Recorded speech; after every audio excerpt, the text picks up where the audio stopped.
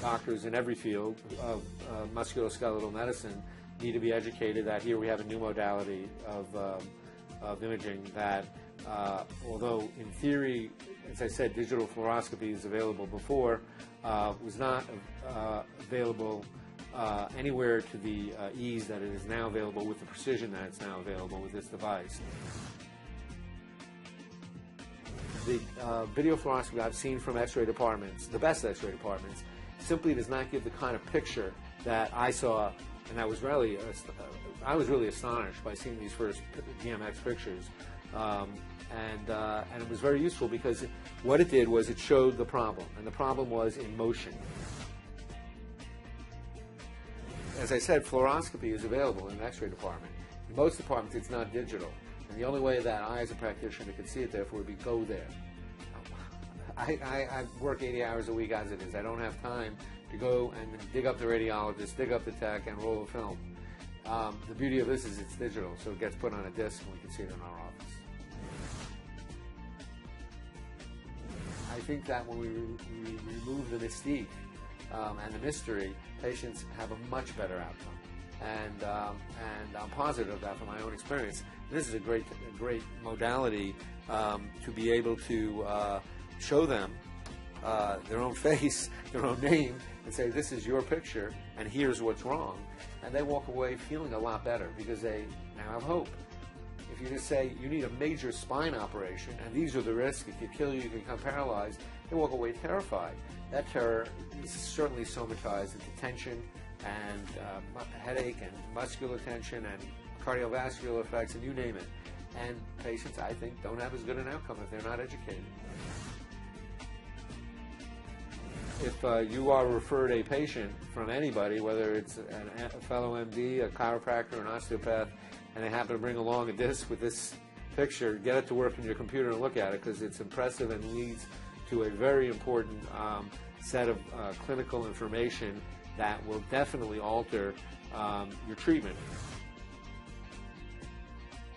It brings out a whole new spectrum of understanding of injuries that would normally be blown off to your, ma'am, you're nuts, ma'am, you have chronic pain, ma'am, you have chronic headaches, ma'am, you need to be in chronic pain management, including high-dose narcotics for the rest of your life, ma'am, you file for disability. That's, and maybe a significant part of that population, I can't tell you how much of that population, but a significant part of the population, in fact, has a real problem that digital motion X-ray may reveal. You actually see on the computer a simultaneous picture, a movie of the patient moving. And that's very valuable because you can see their actual movement in film and compare it dynamically, instantaneously to the abnormality of movement. And you can then look at their movement and say, that pattern of movement is what's abnormal.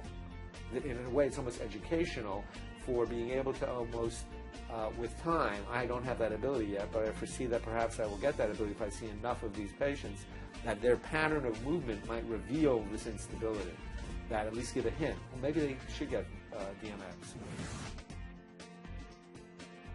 I think now that this modality is available, it's ridiculous that they not at least undergo the modality and determine if, in fact, there is a problem that we could address non-surgically or surgically, but at least identify the problem. And I think this is a very, very valuable modality. And again, video fluoroscopy has existed, but this makes it so much easier to obtain, so much easier to use. The modalities that she did go through, X-ray, as I said, CT scanning and MRI scanning, magnetic resonance imaging scanning, again, they demonstrate pathology in a frozen moment in time. And the problem with Amanda is she didn't have any pathology that you could look at in a frozen moment in time. You have to see her spine moving to see that it was moving abnormally.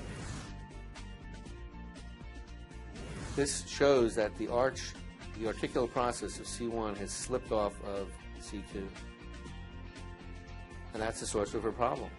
Frankly, if it slips, fortunately not in her case, but in another patient who, if it slips far enough, one can get profound spinal cord injury, and even if we see the injury, we'd never know why without this type of picture. You saw this picture. What was your reaction? Wow, I've never quite seen anything like it in terms of an imaging study, and this explains Amanda's problem. Simple as that. I'll be very honest. I mean, you know, had she come to me without this, I would have tried some different imaging modalities and tried some, you know, if you will, tricks to see if I could figure out what's going on. I probably wouldn't have been able to figure out what's going on. I probably would have said, I can't help you. I don't know what's wrong with you. But with this, you could see it almost instantaneously. It's clear as day. So had she gotten into another car accident, or had she said, I can't, I'm not going to live like this anymore, I'm going to start, I don't care what the pain is, I'm going to start working out. And she starts running and trips, it's quite possible she might have died or gotten severely paralyzed.